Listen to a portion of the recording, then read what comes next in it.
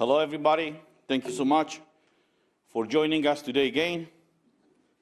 We have a new press conference, the third one in a row, I would say, in the past month, where we are presenting to the European citizens and to the world what is going on in the European Parliament in regards to the violation of basic human rights all across Europe. The title of this press conference is Fighting for Freedom, Defending People's Rights Against Mandatory Digital Certificate. You've seen in the previous conferences we have colleagues from different groups that join us. Some of them are home today because they are able to vote again from home. But we have along with us a new colleague from the Greens group on my left and to my right, two previous colleagues that you already know from Croatia. So before further ado, I would like to introduce my new colleague, Stasys Jakeliūnas from Lithuania.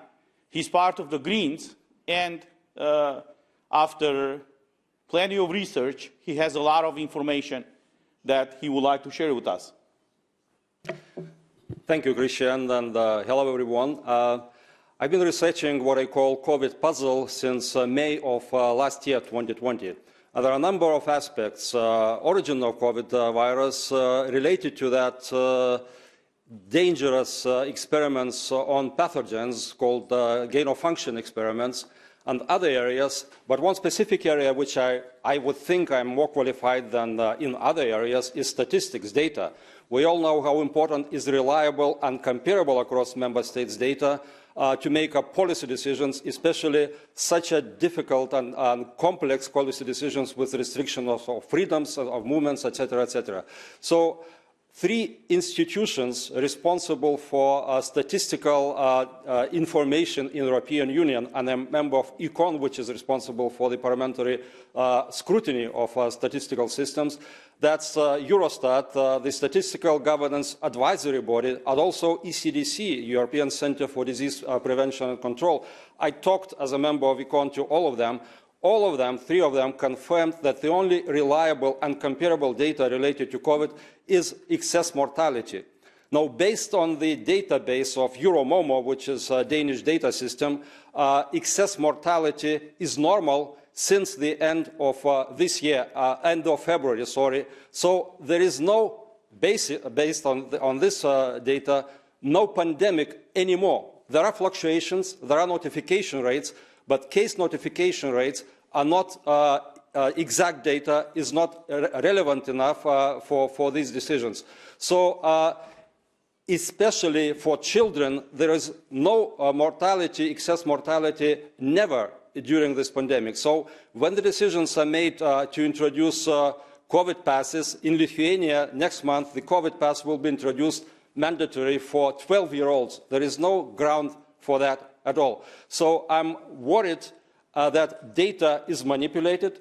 I have a degree in business. I worked in insurance, with actuaries, with mathematicians. I have a degree in psychology too, which is, works with how people think, how they make decisions. So the manipulation of data, witting or unwitting manipulation data, is a very, very strong case here during the COVID. So I urge the European Parliament, European Commission and Member States to look at the recent recommendation of ECDC, European Centre for Disease Control and Prevention, dated 18th of October, which is called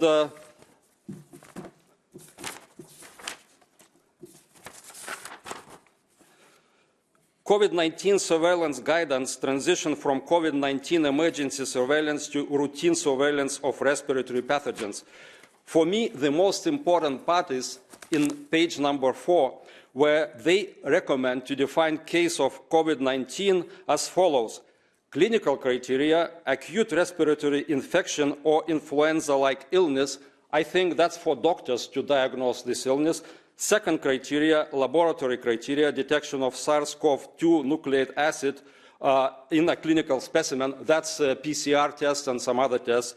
And the most important part, confirmed COVID case, any person meeting clinical criteria and the word "and" is in capital letters, laboratory criteria. So we have to use this recent recommendation in our decisions, in our strategies for COVID certificates and for other decisions in order to understand that we don't have such an acute pandemic as we had a year ago or so. Thank you very much. I think we'll research further and share with you more information.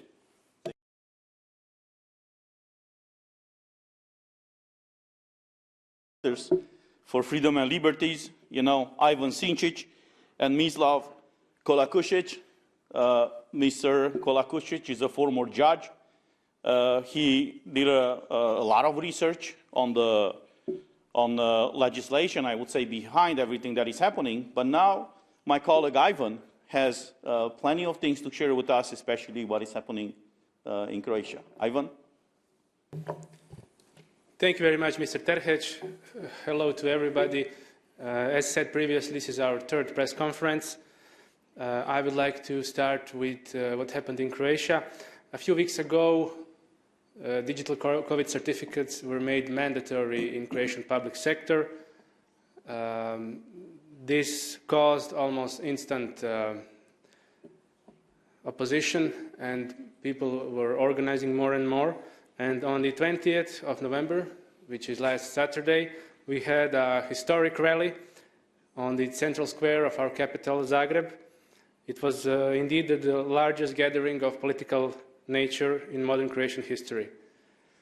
A clear message was sent to Croatian government, which is led by very bad policies and very bad science.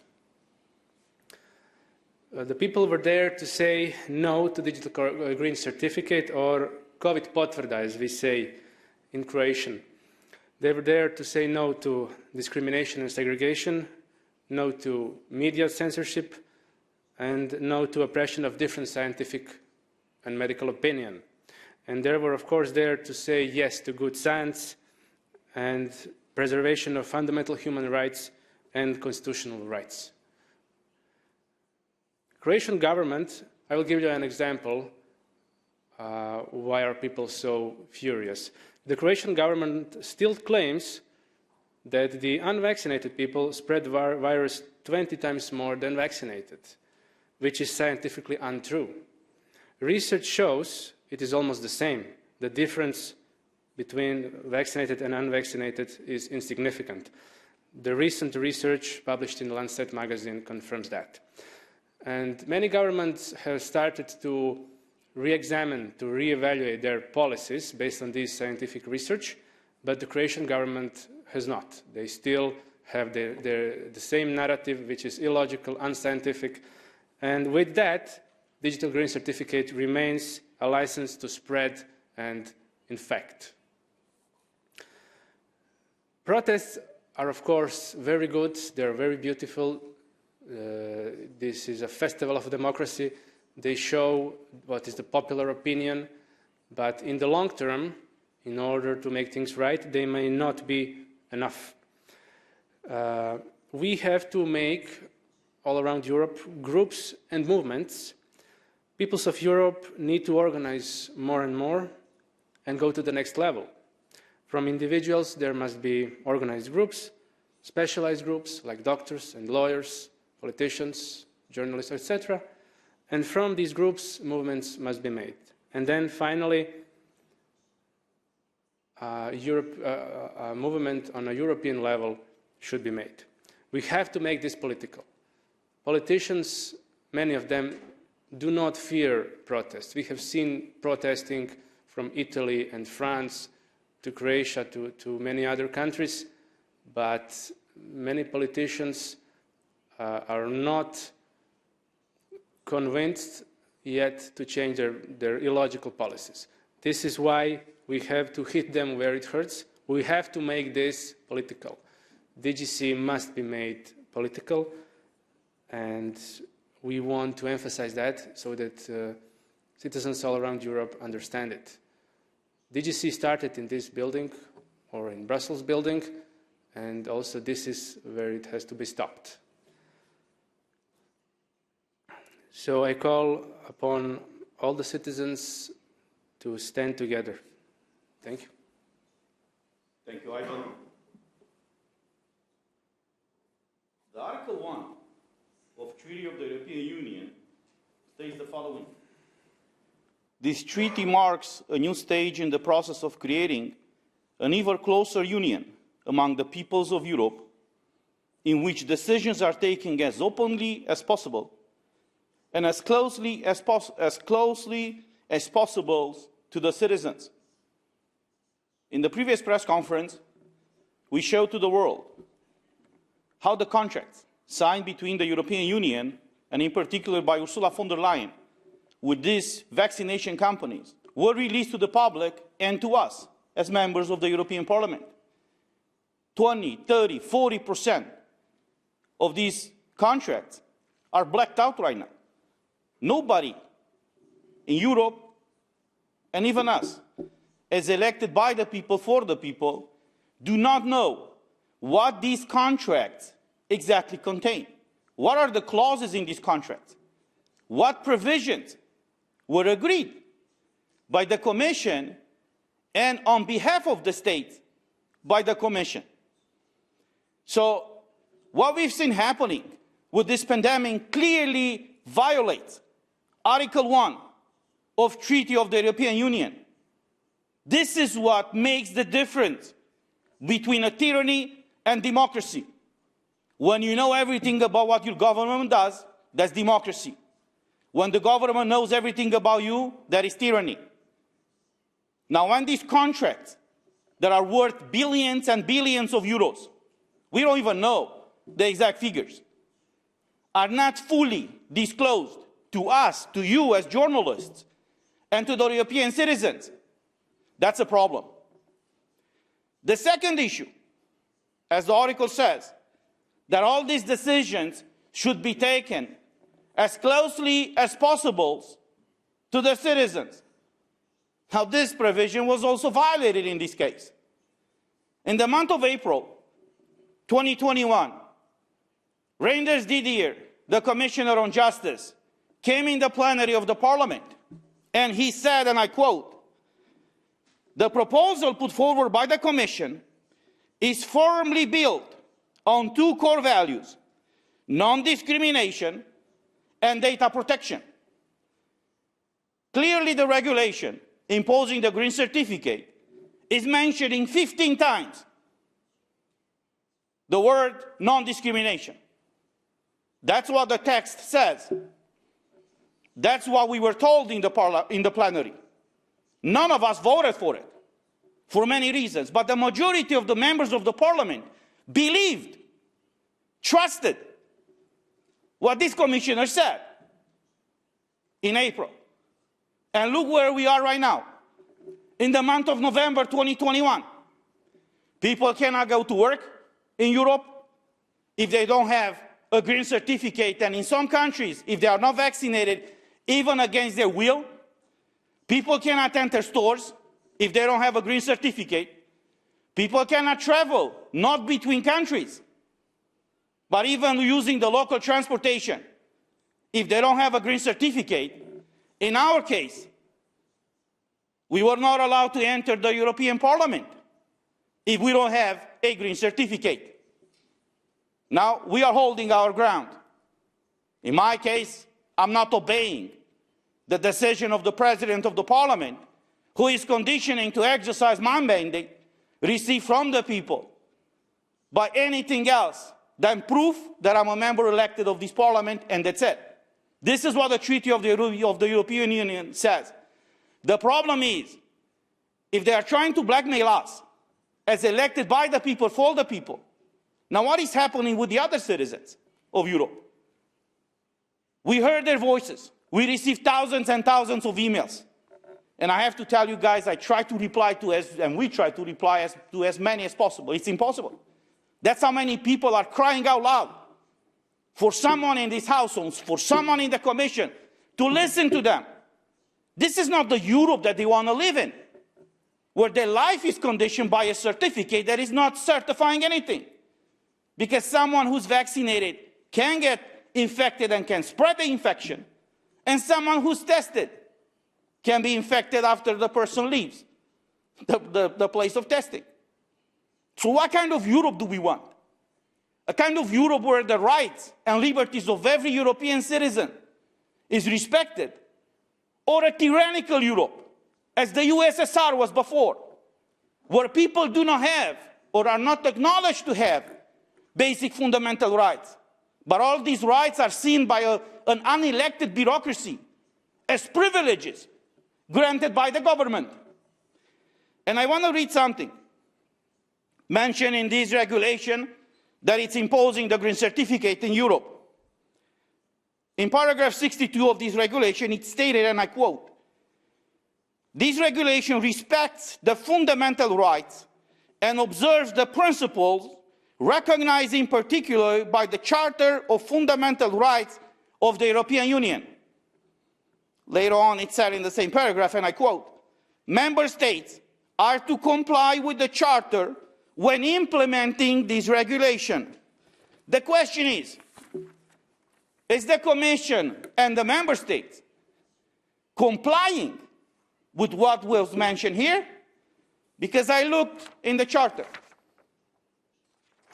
and I quote from Article 3 of the Charter of Fundamental Rights of the European Union, which states the following: "Rights to the integrity of a person. Everyone has the right to respect for his or her physical or mental integrity." Paragraph 2 of Article 3 says, "In the fields of medicine and biology, the following must be respected in particular: the free and informed consent of the person concerned." Now, is this happening right now in Europe or not? Because what we've seen happening in Austria, for example, people will not be able to exercise basic fundamental rights unless they are vaccinated against their will. This is what is happening in more and more countries. So from what we were told by Commissioner Reinders Didier in the plenary of the Parliament, and many of our colleagues believed it, that it was for the good of the people. Look where we are right now. They are not acknowledging the side effects, as my colleague said. They are not acknowledging the basic fundamental rights of the people. And we live right now, slowly but surely. We are transitioning, we are witnessing the transition of the European Union from a democracy to tyranny. Many of us, actually all of us, he's from Lithuania, he was under USSR. They are from former Yugoslavia. I'm from Romania, a former communist country. We all lived in tyranny. We know what that is. That's the reason why we are speaking up. Because we don't want the citizens of Europe to live the kind of tyranny that unfortunately we all had to go through. As I said, this regulation is mentioning 15 times that this regulation should not be used to discriminate, and it should not be used to obligate anybody to get vaccinated. Well, I just want to show you 3 pictures on how this regulation is applied right now in Romania. Kaufland, it's one of the bigger stores in Europe. Look what they've done in Romania. They divided their stores for vaccinated and for unvaccinated people. If you are vaccinated, you're allowed to enter this gate. If you're not vaccinated, you enter the other gate. There are walls in these stores that are separating the shoppers from vaccinated to unvaccinated. Guys, is this the type of Europe, the kind of Europe that we want to be living in? I don't believe so. So we are here today, as we mentioned before, to fight for liberty, to fight for democracy, and restore fundamental rights in the European Union. Thank you.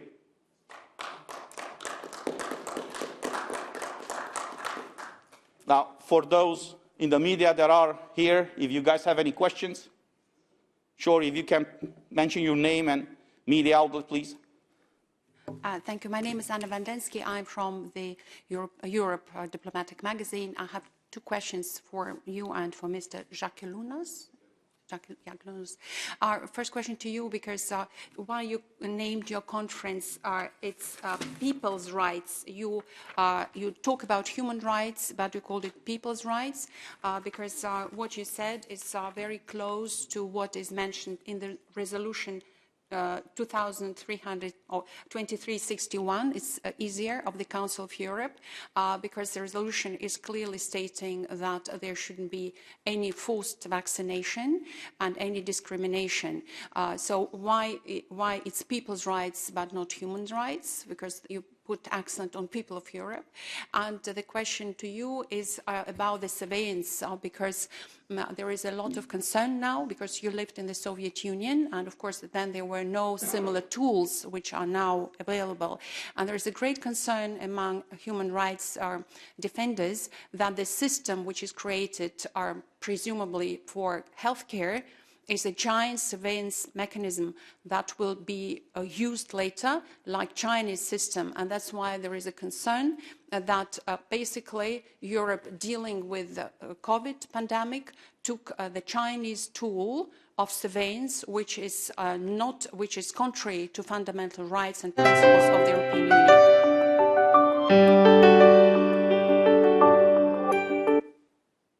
Some music was nice.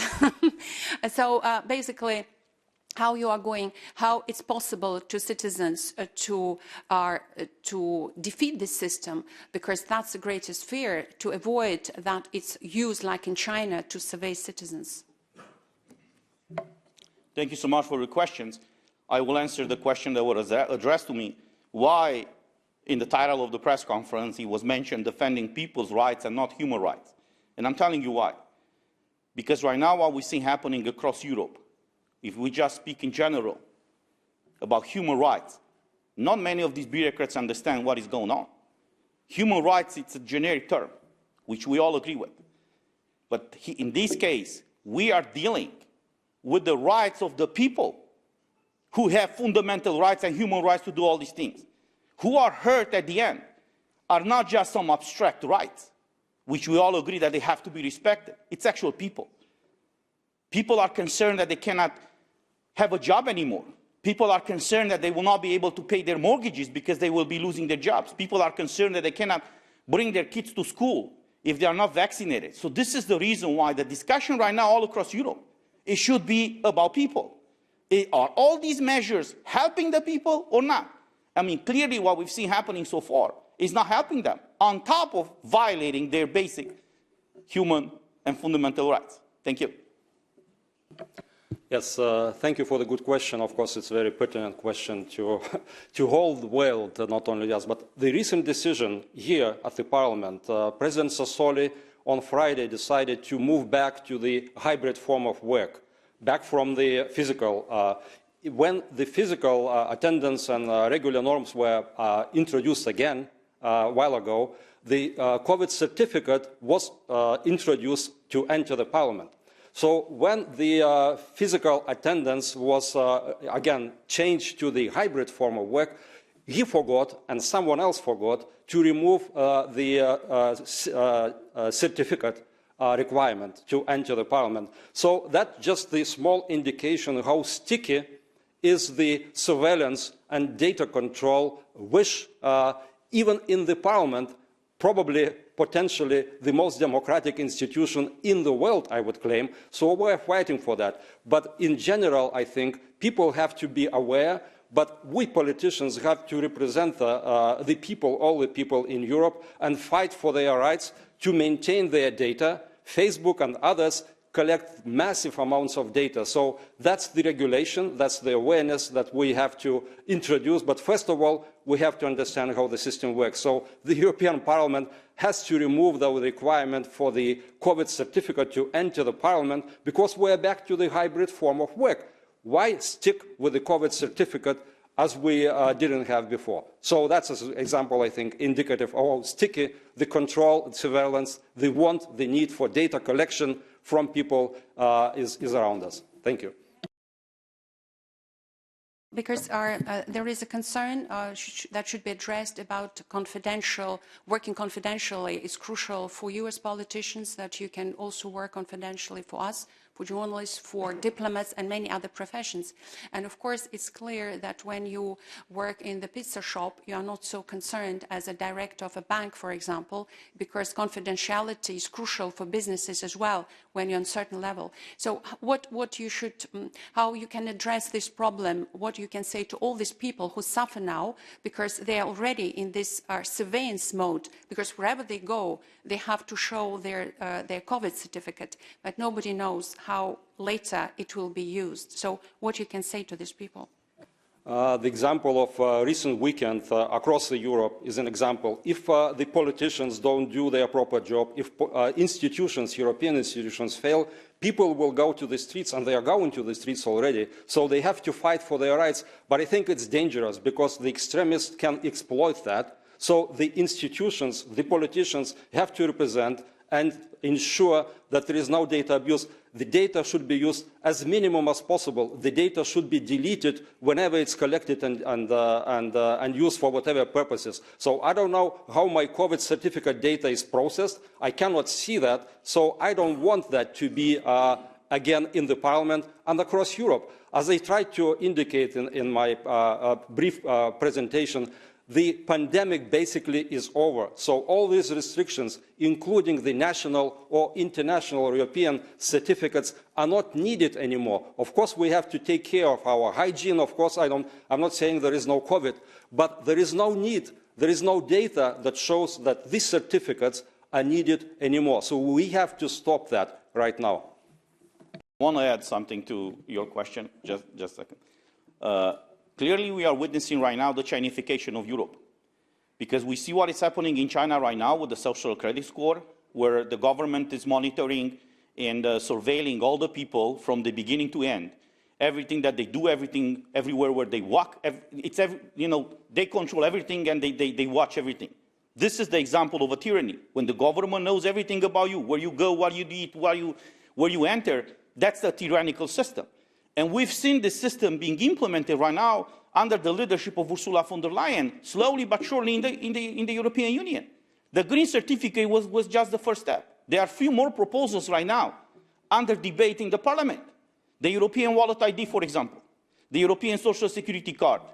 All these things that are creating a system that will monitor, control, supervise, and condition the rights of all the European citizens. Just yesterday, before yesterday actually, on Monday, in the plenary, we had the Commissioner for Work. And he said, well, we need the European Social Security card number, pass, as he called it, certificate, to facilitate the freedom of movement. You know, we heard this before with the green certificate. So they use, this is the same narrative. And I invite you guys as journalists, just watch what they say and what they do. Because there's a 180-degree difference from what they say and what they promise and what they are committing to in front of the plenary and what the end result is. When the green certificate was implemented, again, the commissioner said on record that this is to facilitate the freedom of movement, and that's it. Even in the case that someone does not have this green certificate, the regulation allows you to freely travel from one country to another. The problem is when you arrive in a certain country, you will have to follow certain medical restrictions, like quarantine and others. So from what we was told back then in April and May, look where we are right now. So I'm glad that you asked this question, and I invite all the journalists from Europe and from the world to see what is happening here, because we should not allow this. We should not forget that the European Union was created in a total opposition of the Soviet Union. Even in the article, in the first article of the Treaty of the European Union, it says, EU, it's an area of freedom, not of control, not of condition, or not of mass surveillance, an area of freedom. And it's our duty and our call to fight for this. Thank you. If I may add on that. Yes. There is a standard in law. Nobody is guilty until proven guilty. Everybody is innocent until proven guilty. And we also had a similar standard in the health system. Nobody is sick until diagnosed to be sick. But what we experience now is it's vice versa. Everybody is a threat until proven to be safe and healthy. And this is simply complete madness. This is unacceptable. And on the surveillance system, let me give you a hint. I have good connections with India. In India, for months now, there are almost 0 cases, extremely low number of cases. But nonetheless, India is a federal state. Some federal entities and the federal government has the intention or is already implementing COVID certificate. They have a different name for that. So in Europe, they say, yeah, we have a huge number of cases, so we need DGC to facilitate. But in India, they don't have for months now, but they still have plans to introduce COVID certificate. Why? There is no justification for that. So there must be a different global position on this.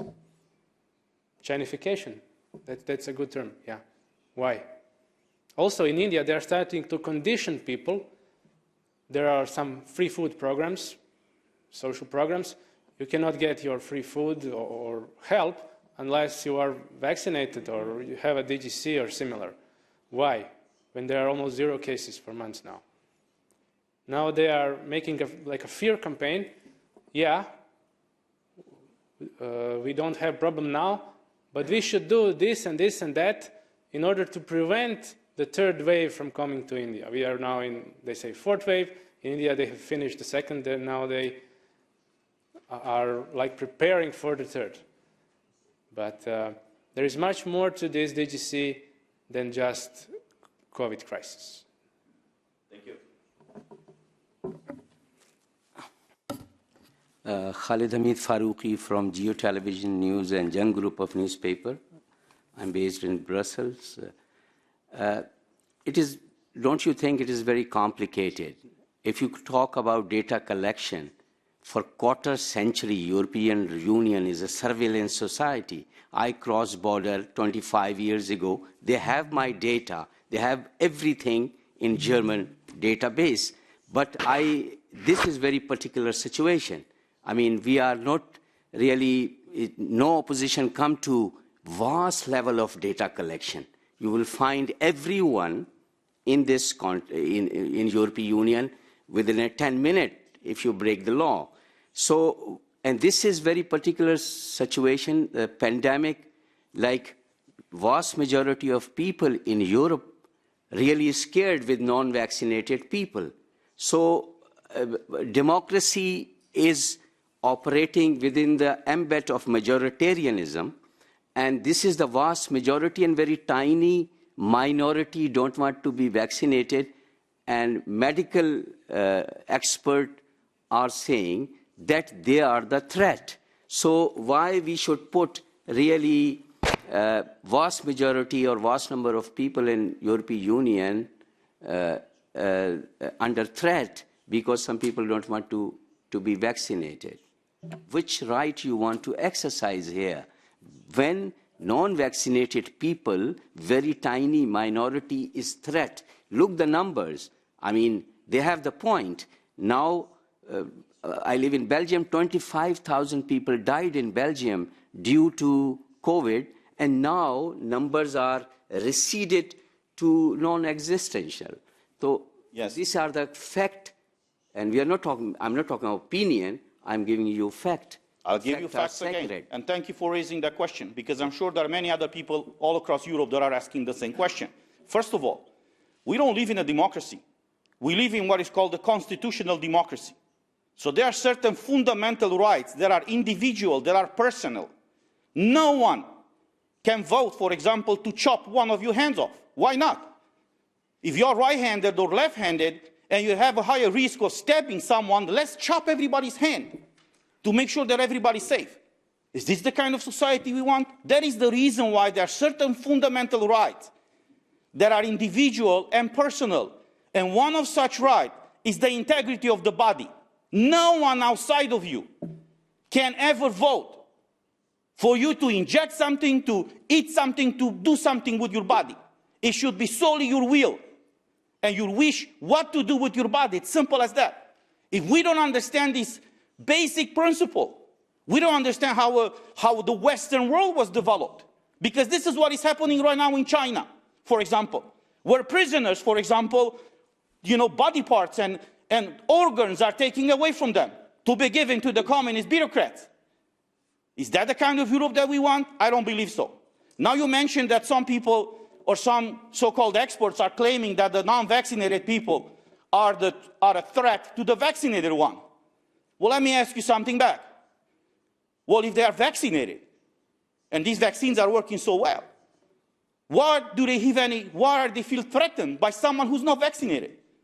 Because that's the reason why you're vaccinated. That's the reason why you're taking a medical product, for you to be protected. Not to blame the fact that these medical products are not working as they were marketed on those that are not taking such products. Third, you were mentioning something about the data collection. That is true. When you pass the border, when you do certain things, the governments are collecting such data. Yeah, that's a legitimate discussion. If we should look, if there's too much data collected about us who are traveling from one country to another, and I agree with it. The problem is now that all across Europe, we shifted the burden of proof. In any democracy, you have law enforcement agencies. Agencies that are enforcing the law in case you break it. You have police, you have prosecutors, you have all these agencies. The problem now in Europe is that we have what is called compliance with the law officers. Do you know who these people are? When you try to enter the restaurant, you have to show your green certificate to a person that might not have a green certificate, to a person that doesn't have any medical background, to a person that doesn't know anything. The person is a waitress over there. So now you have to show to another person, another individual, another citizen, that's exactly as you are, that you are complying with the law. So they transform the whole society upside down. When you see a law enforcement officer, you know that maybe you're in trouble or you've done something. That's okay. If you broke the law, you have to suffer persecution or punishment. But if you're a free citizen, to go at every corner and show to another citizen that you are complying with the law, this is absolutely insane. If you read the vision of the founding fathers of the European Union, none of them, even in their worst nightmares, never ever believed or dreamed that something like this will happen in the European Union. Sir, you rightly asked about the numbers, 25,000 deaths or so in Belgium and other countries. I don't believe these numbers. That's the problem. If you define the case of COVID and then resulting death as someone having a positive PCR test, that's not enough. The 18th of October ECDC guidance on how to define the case should be the basis for that. The doctor has to diagnose that you are sick, and if you have a positive test, and the PCR methodology is highly questionable in itself. So the numbers that I look for, and the three institutions responsible for statistics, including COVID statistics in the European Union, said that excess mortality is the only reliable and comparable, that means harmonized across the European Union, statistic related to COVID. That's where we have to look at. And when I dig down in the age groups, I don't see any excess mortality up to age of 45 or 50, none at all. So the elderly people, the sick people with other illnesses are the risk groups. We should help them, we should protect them, and potentially we should vaccinate them. Because the vaccines, what they are, some of them experimental, you know that. Some of them continue to be trial process up to 2023. So they could be a risk in itself. But I'm not a medical person. I'm a numbers person. And the numbers don't tell the story that the decisions are based on. The notification rates and ECDC data was quoted by President Sassoli on Friday when making this decision, again, to restrict working conditions to hybrid form of action. That's not good enough. So we should all look at the scientists, other scientists, and there are a number of them. Some of them are discredited around the world, so we have to debate that, but the numbers don't show that we have a pandemic as severe as we had before. So therefore, all the restrictions should be removed, maybe gradually, but not to increase as Austria, Lithuania, and some other countries are doing. This is not based on numbers, and that's a major issue.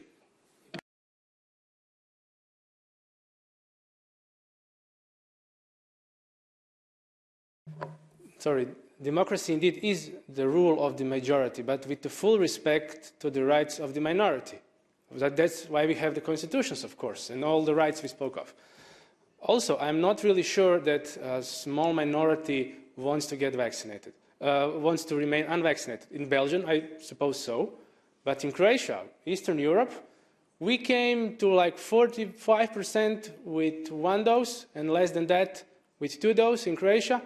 Everything else is basically because people are coerced, people are blackmailed, people are forced to take the vaccine. So in Croatia, the majority, their free will, the majority is decided to go to this crisis without the vaccines, with other measures. I think that's the situation in Bulgaria, Romania, yes, perhaps even some Western European countries. We should not coerce a certain medical product on anyone. There are different approaches to this crisis all around the world. But unfortunately, in Europe, we have these like commission-based policies, and all the governments are simply repeating it. And what we want is a democratic debate on everything. On everything. Thank you. Any more questions? Online? Are there any journalists? No? Thank you so much, and keep up the good work. Thank you. Thank you. Thank and you. we'll continue.